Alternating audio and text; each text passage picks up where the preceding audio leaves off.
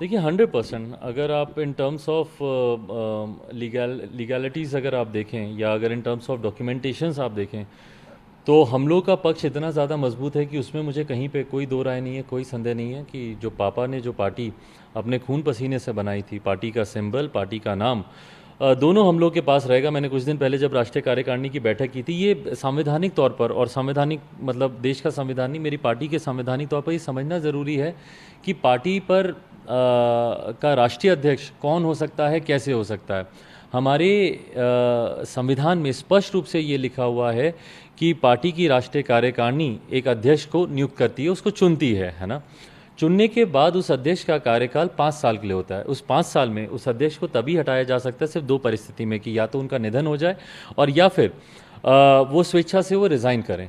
तो मेरा चुनाव 2019 को हमारे नेता, हमारे संस्थापक आदरणीय रामविलास पासवान जी के रहते हुए ही 2019, 5 नवंबर 2019 को मेरा चुनाव हुआ था।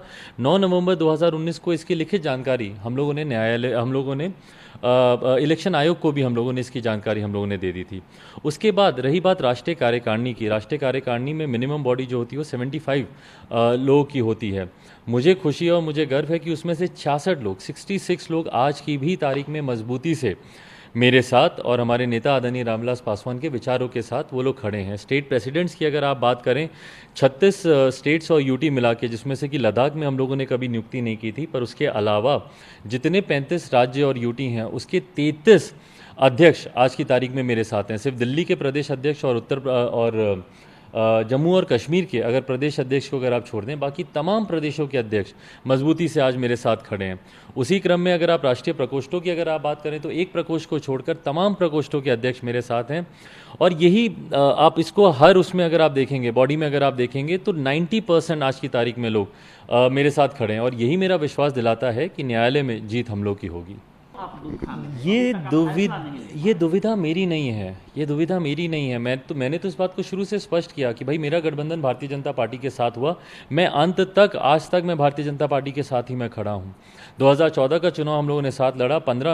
14 में जब नीतीश कुमार जी, जब मौजूदा प्रधानमंत्री नरेंद्र मोदी जी के प्रधानमंत्री पद की दावेदारी के नाम पर ही उनका हाथ छटक कर जब अलग हुए थे, तो उस वक्त भी मेरे पास विकल्प था, या तो मैं नीतीश जी के साथ जा सकता था या मैं प्रधानमंत्री जी के साथ। तब भी मैं प्रधानमंत्री जी के साथ रहा क्योंकि हमारा गठबंधन भाजपा के साथ हुआ। 2015 में जब नीतीश जी ने लालू जी के साथ गठबंधन कर लिया, तब भी मैं भाजपा के साथ खड़ा रहा। 19 का चुनाव मैंने भाजपा के साथ मिलकर लड़ा। इस बार का बिहार विधानसभा का चुनाव में भी मैंने भाजपा का साथ दिया। उनके सामने मैंने प्रत्याशी नहीं उतारे, बस सिर्फ 6 ऐसी सीटें थी जहां पे 2 तो हमारे सिटिंग ही थे, जिस पे उतारना जरूरी था, जिसकी जानकारी मैंने पहले से भारतीय जनता पार्टी के शीर्ष नेतृत्व को दे दी थी।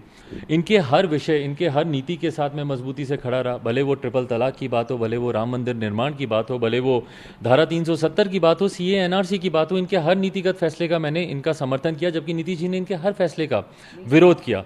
तो मैं इनके साथ हर कदम पर खड़ा रहा हूं। अब ये फैसला भारतीय जनता पार्टी को लेना है कि क्या वो आने वाले समय में मेरा साथ देते हैं कि या वो नीतीश जी का साथ देते हैं। नहीं, विकल्प की अभी फ़िलहाल मुझे नहीं लगता ज़रूरी है। फ़िलहाल तो जिस तरीके से मेरे साथ ही धोखा हुआ है, मेरे परिवार के लोगों ने ही मेरी पार्टी को तोड़ने का काम किया, तो फ़िलहाल तो मुझे अपनी पार्टी को पुनः ज़ीरो से उस मुकाम पर लेकर जाना है जहां पर पापा इस पार्टी को हमेशा लेकर जाना चाहते थे। तो अभी फ़िलहाल तो मेरी लड़ाई अकेले है, खुद अकेले रहकर अपनों को साथ जोड़ने का मैं प्रयास करूंगा। ऐसे लोग जो रामविलास पासवान जी की विचारधारा का समर्थन करते हैं, ऐसे लोग जिनका आशीर्वाद मुझे इस कठिन समय में भी मिला है, उन लोगों को साथ लेकर आगे चलने का। जहां तक रही बात, जब चुनाव आएंगे उस वक्त गठबंधन का स्वरूप देखा जाएगा कि उस वक्त क्या गठबंधन का स्वरूप रहता है। मैं मानता हूं कि मैंने एक हनुमान की तरह हमारे प्रधानमंत्री जी का हर मुश्किल कठिन दौर में मैंने उनका साथ दिया। आज जब हनुमान का राजनीतिक वध करने का प्रयास किया जा रहा है, ऐसे में राम खामोशी से नहीं देखेंगे, ये मैं विश्वास रखता हूँ। देखिए, फ़िलहाल तो अब कोई अपेक्षा मेरी किसी से नहीं है, और मुझे नहीं लगता कि मैं उस हैसियत में हूँ कि मैं किसी से अपेक्षाएं रखूँ जब मेरे अपनों ने ही मेरा साथ छोड़ दिया। मेरी पीठ पे छुरा भोगने वाला कोई और नहीं था, और शायद कोई और कर भी नहीं पाता अगर मेरे अपने उसमें भागीदारी नहीं होते। तो मैं तो जहाँ एक लंबी लड़ाई बाहर लड़ने के लिए तैयार था, वहीं कब मेरे अपनों ने पीछे से आके मुझे धोखा दे दिया, मुझे इस बात का एहसास भी नहीं हुआ। तो इसीलिए अब मेरी उम्मीदें अब किसी से नहीं हैं। और पापा की बस एक बात मेरे दिमाग में हमेशा से है कि अगर तुम सच्चाई की राह पर हो तो अकेले चलने से कभी मत डरो। इवेंचुअली दुनिया तुम्हारा साथ देगी, लोग तुम्हारा साथ देंगे। आज की तारीख में कोई राजनीतिक दल मेरे साथ हो नहीं हो, कोई मेरा साथ दे नहीं दे, मेरी ताकत मेरी जनता है जो आज मजबूती से मेरे साथ खड़ी है। देखिए, मैं सस्ती लोकप्रियता मैं क्यों हासिल करना चाहूँगा? मैं जब एक बिहारी होने के नाते मैं मुख्यमंत्री से सवाल करता हूँ तो वो बोलते हैं कि कुछ लोग मुझ पर सवाल इसीलिए करते हैं, क्योंकि वो अपनी सस्ती लोकप्रियता हासिल करना चाहते हैं। पहले तो मैं आग्रह करूंगा मुख्यमंत्री नीतीश कुमार जी से कि चिराग पासवान की लोकप्रियता उन पूर्व विधायकों से और अपने उन पूर्व मंत्रियों से पूछें जिनकी वजह से वो आज चुनाव हार चुके हैं। वो बताएंगे कि चिराग पासवान की लोकप्रियता क्या है।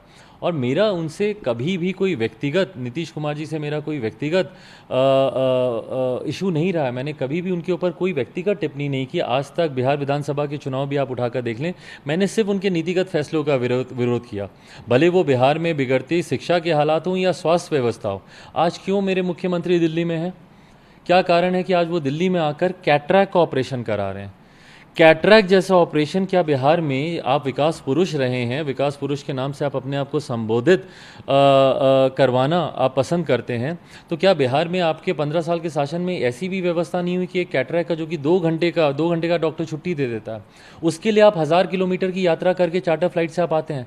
जो बिहार में जो आज की तारीख में जो बुजुर्ग दंपति होंगे जिनको कैटरैक्ट का ऑपरेशन कराना होगा, क्या आप उनको भी चार्टर फ्लाइट देंगे 1000 किलोमीटर की यात्रा करके दिल्ली आने के लिए? तो मैंने बुनियादी सवाल पूछे, पर उसके जवाब में जिस तरीके से बदले की कार्रवाई करते हुए उन्होंने मेरी पार्टी तो ठीक है, पार्टी तो उन्होंने हम लोग की कई बार तोड़ी, मेरे सामने ही नहीं, मेरे पिताजी के सामने 2005 में हमारे 29 विधायक तोड़कर ले गए। 2005 में 2 बार चुनाव हुए थे बिहार में, नवंबर वाले चुनाव में फिर हमारे जीते हुए विधायकों को लेकर, हमारे एमएलसीज को लेकर, रिसेंट पास तक मेरे एक जीते हुए विधायक जो मठियानी से थे उनको तोड़कर ले गए। वो ठीक है, पार्टी को तो आपने कई बार तोड़ा, पर उसके बाद बदले की भावना इतनी ज़्यादा कि आपने मेरे परिवार को भी तोड़ने का काम किया। और जो लोग आज उनके साथ खड़े हैं वो कहीं ना कहीं उन्होंने मुझे धोखा नहीं दिया, उन्होंने रामविलास पासवान जी की विचारधारा को धोखा दिया, उनकी सोच को, उनके सपनों को धोखा दिया। आज पापा कहीं पे भी होंगे, ईमानदारी से बताइए, क्या पापा खुश होंगे जिस तरीके से चाचा ने किया? मेरे पिता के निधन के बाद चाचा मेरे लिए पिता तुल्य ही नहीं, मैं पापा की छवि उनमें देखता था। पापा उनके ऊपर जिम्मेदारी छोड़कर गए थे कि उनके बाद परिवार को संभालना उनकी जिम्मेदारी बनती थी, परिवार को एक साथ लेकर चलना उनकी जिम्मेदारी बनती थी। क्या अगर मैं उनका अपना सगा बेटा होता, क्या तब भी वो मेरे साथ ऐसा ही करते? इस दुख की घड़ी में इस तरीके से मुझे वो अकेला छोड़ देते, मुझे पार्टी से निकालने का काम करते? तो ये बातें जब मेरे अपने ही, जब उन्होंने जब मेरे साथ ही जब ये कर दिया, तो अब मैं किसी दूसरे पर क्या उंगली उठाऊं, क्या सवाल पूछूं? करीबी मित्र रहे हैं, लंबे समय तक दोनों ने एक साथ मिलकर कार्य किया है, और जब वो दोनों करीबी मित्र थे तब मैं और तेजस्वी हम दोनों छोटे थे, बच्चे थे, और तब से हम दोनों की एक दूसरे से पहचान है। और आज कोई ब्रेकिंग न्यूज़ नहीं है कि मैं कह रहा हूँ कि तेजस्वी मेरे छोटे भाई हैं। मैंने हमेशा कहा है कि तेजस्वी मेरे छोटे भाई हैं, और निरंतरता में। और मुझे खुशी है कि ये संस्कार जो हमारे अंदर हैं पीढ़ी दर पीढ़ी वो आगे निभ रहे हैं। जिस तरीके से उन्होंने मेरे पिताजी को सम्मान, मेरे पिताजी उनके भी पिता के समान थे, लालू जी मेरे पिता के समान हैं, उन्होंने मेरे पिता के साथ मिलकर काम किया है। तो आज जब मेरे पिताजी नहीं हैं, तो जिस तरीके से अगली पीढ़ी और मेरे छोटे भाई मेरे पिताजी को उसी तरीके का सम्मान दे रहे हैं जैसा एक बेटा होने के नाते मैं दूंगा या मैं देता हूं, मुझे खुशी होती है। और मेरे लिए ये एक गर्व का लम्हा भी है कि पिताजी के साथ किए हुए पिताजी के साथ काम किए हुए लोग उनको उसी तरीके का सम्मान दे रहे हैं। तो पर आने वाले समय में चुनाव में क्या ये स्वरूप कैसा रहेगा? मुझे लगता है कि ये जब चुनाव होंगे, आज की तारीख में कोई बिहार में तुरंत तत्काल चुनाव नहीं होने वाले, बट हाँ, चुनाव के वक्त गठबंधन का स्वरूप क्या होगा ये उस वक्त पार्टी तय करेगी। देखिए, इस पर अभी मैं कुछ कमेंट नहीं करूँगा। जैसे मैंने कहा कि अभी मैं एक मौजूदा गठबंधन का हिस्सा हूँ, और फिलहाल मेरी प्राथमिकताएं बहुत अलग है। मेरी प्राथमिकता पार्टी को पुनः खड़ा करने की है, पार्टी को आगे लेकर जाने की है, गांव-गांव, घर-घर जाकर लोगों से उनका विश्वास हासिल करने की, उनका आशीर्वाद लेने की मेरी प्राथमिकता है।